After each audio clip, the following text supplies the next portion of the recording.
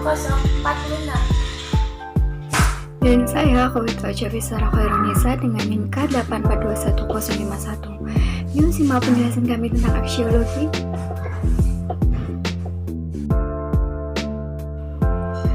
Ilmu aksiologi berasal dari bahasa Yunani, yaitu dari kata aksios yang berarti nilai dan logos yang berarti ilmu atau teori, sehingga dapat kita simpulkan bahwa aksiologi adalah teori tentang nilai. Aksiologi sendiri adalah ilmu yang membicarakan tentang tujuan ilmu pengetahuan itu sendiri. Jadi aksiologi merupakan ilmu yang mempelajari hakikat dan manfaat yang sebenarnya dari pengetahuan. Ada beberapa karakteristik nilai yang berkaitan tentang teori nilai, yaitu pertama, nilai objektif dan subjektif. Nilai objektif tidak bergantung pada subjek atau kesadaran yang menilai, sedangkan nilai subjektif tergantung pada reaksi subjek yang melakukan penilaian tanpa mempertimbangkan apakah ini bersifat psikis atau fisik. Kedua, nilai absolut dan relatif. Nilai absolut adalah nilai yang berlaku sejak lampau dan akan berlaku sepanjang masa, sedangkan nilai relatif adalah nilai yang sesuai dengan keinginan atau harapan manusia. Bramel membagi aksiologi menjadi 3 bagian, yaitu pertama moral conduct, artinya tindakan moral yang akan melahirkan disiplin khusus yaitu etika.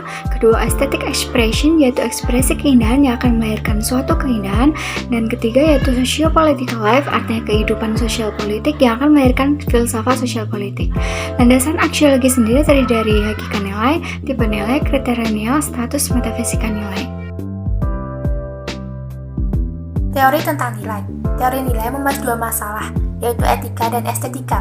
Mengenai etika berbeda dengan moral.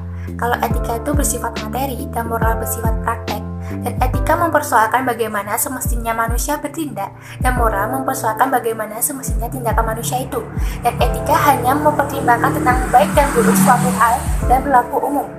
Dan etika dibagi menjadi 4 teori sebagai sistem filsafat moral, yaitu Eudisme adalah pandang moral yang menyamakan baik menurut pandangan moral dengan kesenangan, dan Eudemonisme menegaskan setiap kegiatan manusia mengejar tujuan, dan utilitarisme yang berpendapat bahwa tujuan hukum adalah memajukan kepentingan para warga negara dan bukan memaksakan perintah-perintah ilahi. Dan deontologi adalah pemikiran tentang moral. Berikut ini adalah gambar tentang etika. Dan mengenai estetika, berkaitan dengan nilai tentang pengalaman keindahan yang dimiliki manusia terhadap lingkungan dan fenomena di sekelilingnya. Dan estetika membahas tentang indah atau tidaknya sesuatu. Berikut ini adalah gambar tentang estetika.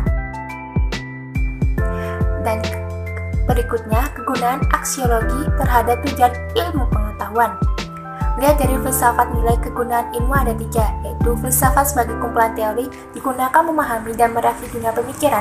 Filsafat sebagai pandangan hidup, yaitu semua teori ajarannya diterima kebenarannya dan dilaksanakan dalam kehidupan. Filsafat sebagai metodologi dalam memecahkan masalah. Sekian dari kelompok kami, kurang lebihnya mohon maaf. Wassalamualaikum warahmatullahi wabarakatuh.